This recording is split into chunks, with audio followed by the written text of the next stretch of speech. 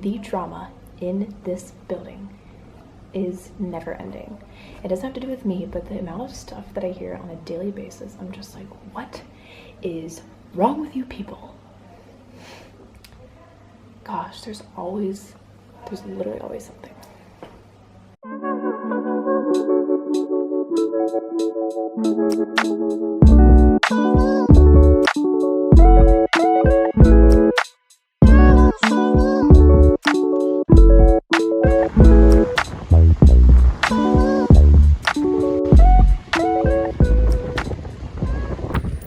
I set my alarm for like 8:45 and I woke up at 7:30 and I couldn't go back to sleep for like 20 or 30 minutes because it was so windy.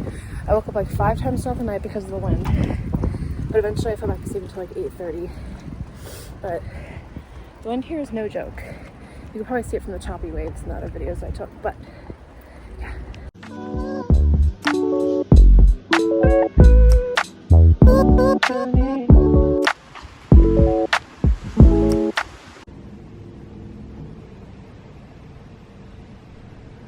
I'm telling you, the wind is crazy here today. I thought I saw somewhere that it was 100 kilometers or it could get up to that. I don't know. I am going into the town to make a return, hopefully, and get a few groceries for the UK trip.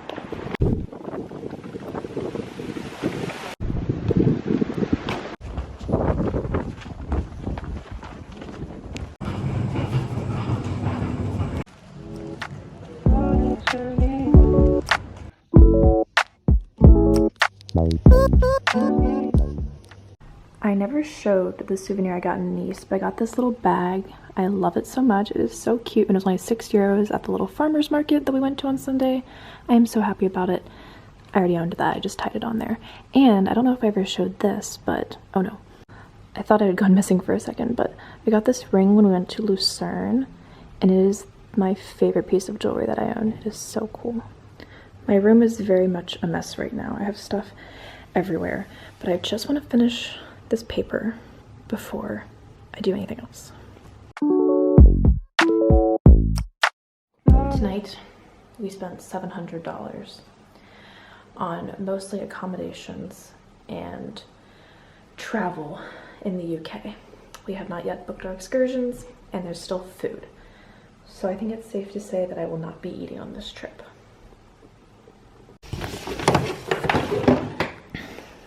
All 10 days in this bag.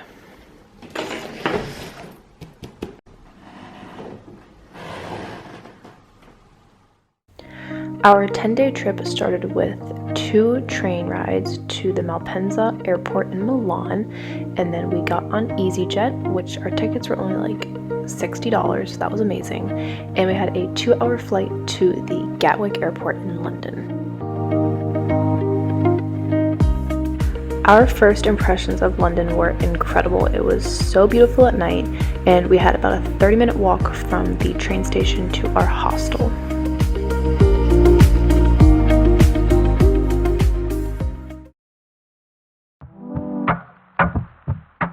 Okay, if you've never seen Harry Potter or you don't like it, these next like 3 minutes are going to be really brutal for you because I pretty much just filmed everything I saw at the Harry Potter studios, and I apologize, but it was so amazing for me because I grew up a diehard fan of the Harry Potter books and ultimately the movies. So this was just kind of like a dream come true for me to see all the sets and all of the costumes and all of the props. This was just amazing. So I'm sorry if you don't know anything about Harry Potter, but you can enjoy my cinematography. I think it's pretty good.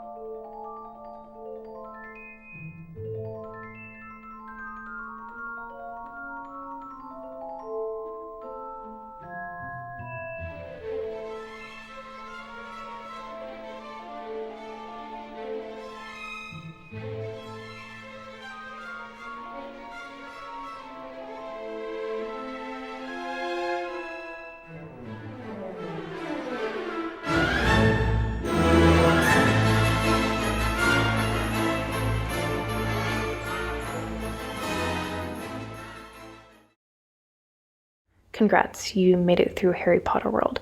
So after that, we took an Uber back into the city and we got some delicious burgers and walked around the shopping area.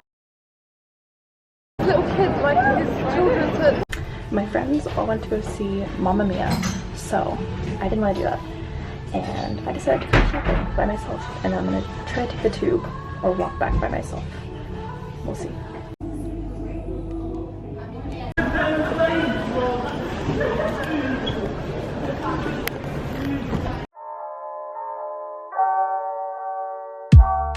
Here I am successfully mastering the tube.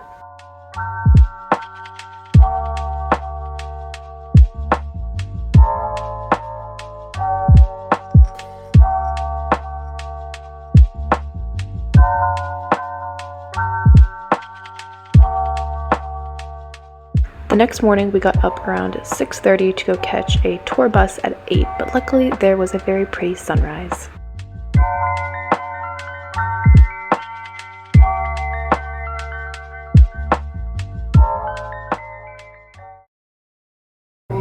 We're Frozen, the musical is currently playing opposite. The first stop on the tour was to Windsor Castle. Unfortunately, the Queen was not in, but the building was still very beautiful.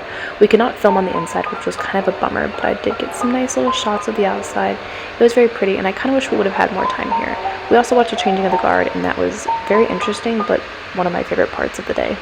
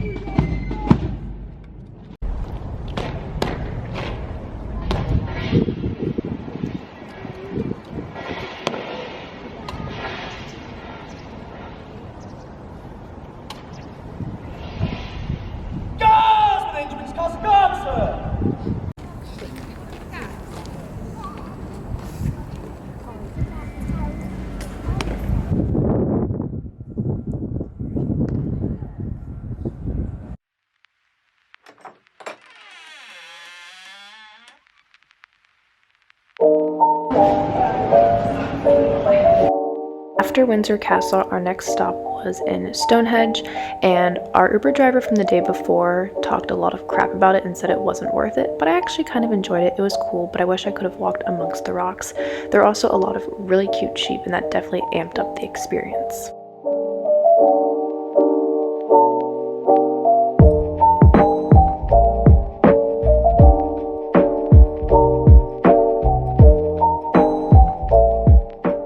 Our final stop of the day was in Bath, and this was a really cute city. I really liked it, and again, I wish we would have had more time here, but we just got to walk around the city a bit, explore, and we also did a tour of the Roman baths.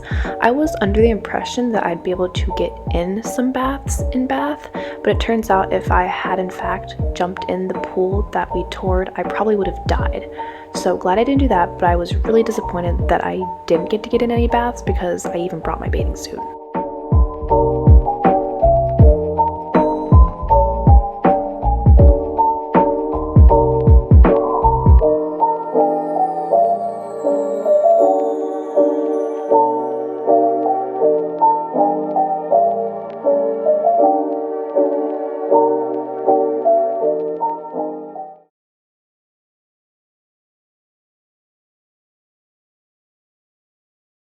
Our next day in London was kind of our touristy day. We started off with a traditional British breakfast. It was by far the best breakfast of the trip. It was incredible, and this coffee was very good too. And then after breakfast, we ventured over to the very touristy part of London. We saw Big Ben, which I thought was incredible, and I wish there was not construction being done on it. And then we saw Buckingham Palace, which was underwhelming in my opinion. And then we saw like a cavalry museum, and we saw the London Eye, just all the things.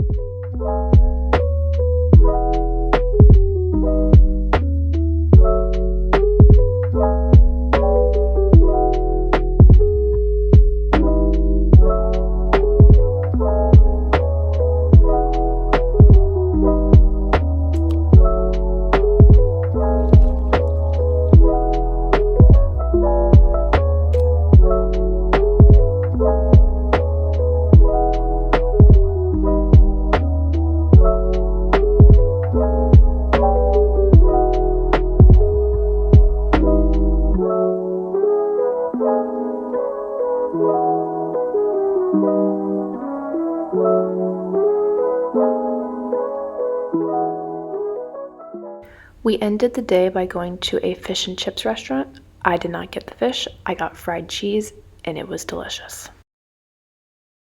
I should. I used to have them, but So this was our last day in London. We only had a half day, so I started off by going on a run across Tower Bridge and then along the River Thames, and it was so beautiful. I wish I could have this view when I run every day.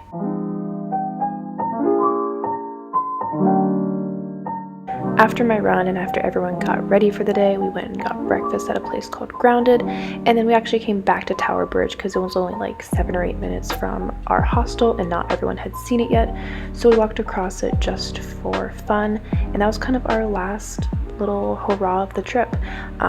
You can also see our hostel here. It was the Wombats Hostel in London. Absolutely amazing. Would stay again.